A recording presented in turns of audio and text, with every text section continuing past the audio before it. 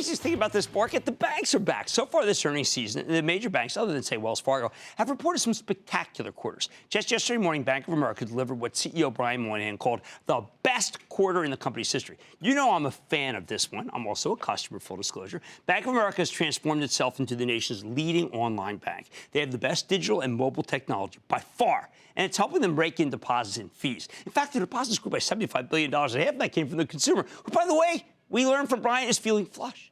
It wasn't perfect, of course. Bank of America's net interest income was stagnant, which is what you'd expect with an inverted yield curve. But the company's starting to make real inroads in investment banking, too. Equity's great, plus at 10 times earnings, ridiculously cheap. I think it's a buy, but don't take it from me. Let's check in with Brian Moynihan, the chairman and CEO of Bank of America. Get a better sense of the quarter and where his company's headed. Mr. Moynihan, welcome back to Mad Money. Good to see you, Brian. Good to see you, Jim. Thank you so much. Have a seat. Brian, I thought that this quarter was a breakout quarter, and you can criticize it or not, but I think that you have crossed a level where you are a technology company that is really fabulous at banking. Is that a fair statement? It's absolutely a fair statement, because at the end of the day, we have really talented teammates, the computers that they operate and the technology they operate, and then, frankly, buildings to keep it all dry so it works. And that's what we have. And those teammates use those computers to either build them so clients can work themselves or work with them to help serve clients. And, 7 million digital customers, 28 million mobile customers, the numbers are just roll in. And by the way, what we highlighted in our earnings report is on the institutional side. You're seeing it in the Treasury services. It's all been automated, wires and stuff, but now the interface to the customer is much more automated. Well, what I'm hearing is recurring revenue. So even though I mentioned this net interest margin, it hasn't meant anything. If the Fed cuts rates, we were supposed to sell banks. Right. So I'm wondering whether there isn't something different happening, which is that your streams of revenue are really building and your costs are going down, the efficiency. Yeah, and that efficiency, again, is driven by the technology enablement of the consumer and the wealth management customer companies, and it's always more efficient to serve it that way. Yet you have to have great people when the face-to-face meeting comes up, when the need is there. Right. And so that, 57% efficiency ratio, we ran at about 13.3 billion in expenses, 13.3 billion. That is 7 out of last 8 quarters, we run between 13.1 and 13.3. One was a little higher. Right. But in that time, we've invested thousands of relationship management people, $3 billion a year in technology. In that time period, probably 60, 70 brand new branches, retooled probably 1,000 branches. All that investment going in, at the same time, expenses flat. That's enabled by the technology. Now, as a customer, and my wife does the banking in her house, people keep hearing, well, it's a millennial bank because they have it. But I think what's really distinguishing your app is that it's not a millennial bank. There's not enough millennials to make those numbers. Right.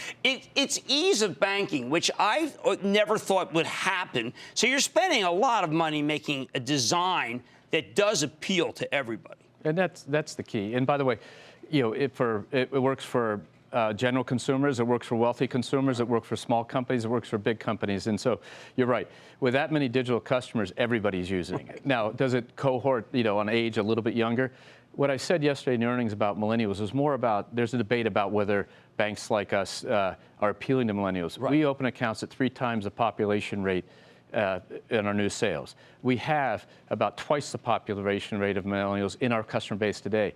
They have, $60, $70 billion of checking deposit, just the millennials, and then Gen Z add another chunk on top of it.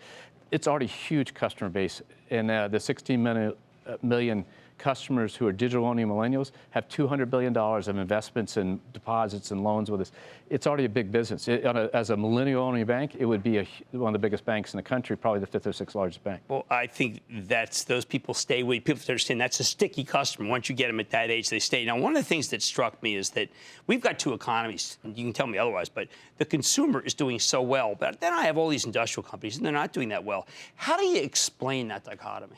Well, I think also you have to parse the companies which are in the global economy, which with China slowing down and Europe expecting to grow faster but didn't grow as much, and the United States going from 3% growth to maybe mid-2s. Mm-hmm. The core thing is the United States economy is growing. Right. Is it growing slower than it grew last year? Actually, not so far reportedly, but expected to slow down because the first quarter is basically equivalent to last year. And the consumer is driving that. The consumer spending at Bank of America for the first 6 months of the year was up 5.5% over last year.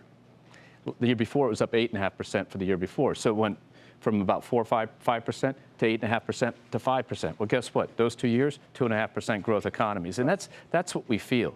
So if you're selling into China, it's 20% of your business and it's slowed down, that's hurting at the margin, but everything else is fine. So even our small and mid-sized businesses, they feel good. They used to be this enthusiastic, now they're this enthusiastic. Okay. But 3 years ago, they were this enthusiastic. Is that little enthusiastic enough to be able to make it so that if Jay Powell's watching this conversation, he doesn't say, oh boy, to cut rates might be silly? I'll leave that to the experts. That's up to him. But the evidence doesn't show that the consumer slowed down. Unemployment's tight, wages are growing. The teammates that's worked for us that was in a lower part of the wage scale, 75,000 and under, for the last 10 years has received 6% per year in salary and wage increases per year. Not once a year, 6% per year, 3 times. To keep a talented customer teammate base, you have to pay that. That's what I hear my clients saying. So wages are growing, spending's growing. That's all good. Is it growing as fast as last year? No. But is it growing? It's growing fine. But their balance sheet is surprisingly good. You always read these articles that saying they're taking down more debt. I looked at the balance sheet that was, and you're really exemplary, but there's not a lot of bad loans being made. No, we're running along at levels that have been very stable. Right. We had a little bit of recovery because we sold some loans, but it would have been 43 sort of pro forma basis points of charge-offs. Mm-hmm. I think we've been in the range from 41 to 43-ish for the last, 8, 10 quarters in a row. And you get a little blip here, something like in the oil and gas a couple of years ago, remember? Right. This happens, that happens. But at the end of the day, it comes right back. But the key is the credit card charge-offs, year-over-year stable for the whole industry, pretty much, and us too. Those are things that you show the consumer has borrowing capacity left, has used their borrowing capacity wisely, and will continue, I think, to do so because they continue to make money and pay off their debts. Ryan, I've known you for a long time, and one thing I think that we agree is that capitalism is pretty good, but it's been under assault. Senator Elizabeth Warren just this afternoon demonizing banks again. I want to give you a chance just to talk about some of the things that are important to you, about what you do for workers, because it's pretty monumental. Yeah, if you think about our company, one of our basic principles is to be the best place for a person to work. And so we have, that goes across all dimensions, our diversity, our pay for performance, our reskilling, our leadership development programs, our opportunity for all the people. Our average compensation is about $140,000, $150,000 per person. That's a lot. And behind that, there's families. And so our health care benefits, and we insure about 400,000 people plus retirees on top of that. And the 401k and the match we have and all those things. But one of the things that's been interesting, and your colleagues were asking about earlier, is going beyond. So we have a thing called life event services. The floods hit someplace, we contact every employee. Do you need anything? What do you need? We'll help you. We do that in all the events that you think about. And so once I went, when the hurricanes last year were going on, I said to the teammate, how's the hurricane going? Think of the United States? He said, which one of the three are we working right now? Because we have people in, I think it was Singapore and Thailand at the time. So we do that. The life event service has been fascinating because along with mental wellness, the stress at work and can't cope question, which is something we've been working on in business and at the American Heart Association CEO group with Alex Gorski and I lead it, but a whole bunch of CEOs thinking about this question. We realized that mental health is key. So we run a lot of sessions about mental health. But the part of it was interesting was we got in this question about domestic violence. So we're a company has, a safe place to work, but even that, since we started, we have about 1,500 teammates that come forward and said they needed help with domestic violence. Not necessarily them. Sometimes a cousin, sometimes a child, sometimes themselves, sometimes a friend. And our job is to get in and help them and get them taken care of. And you think about a company like ours, if we have that many teammates, all companies have to be doing these kinds of things because, it's a company that makes good money, that invests in its teammates, that our work areas are safe. It's not, there's the stress in our work is maybe because we're type A people, but on the other hand, it's not unsafe, and yet you have this happen. But what you're describing to me, we like to call it is impact per share. These people could work at a lot of different places. It's a tight labor market. Yeah. The things you're doing are to change people's lives. Yeah, so we just went, we're $17 an hour starting, $35,000, anybody that starts in our company. Going to $40,000 over the next 24 months. Plus you get full benefits. The effective rate of that $17 is about $29 an hour between the benefits and other things. And by the way, we're not alone. Other companies do this too, but that's what corporate America does, is we employ half the American population plus. We insure half the American population plus actually we employ 200 million people. And we provide these great benefits. And so the idea of capitalism, that's what capitalists do. They have to have great teammates to be successful, and we provide great benefits. And so the question for capitalism is we have to do both. Provide great returns, 16% return on equity for our shareholders this quarter, return on tangible common equity, and help society make progress. And that starts at home. And with our teammates, that starts on things like life event services. Well, you're doing it, and the stock's a buy. I don't want to be so crass as to mention money, but it's a buy, and that does matter. That's Brian Moynihan, Chairman and CEO of Bank of America. You hear all the good things they're doing.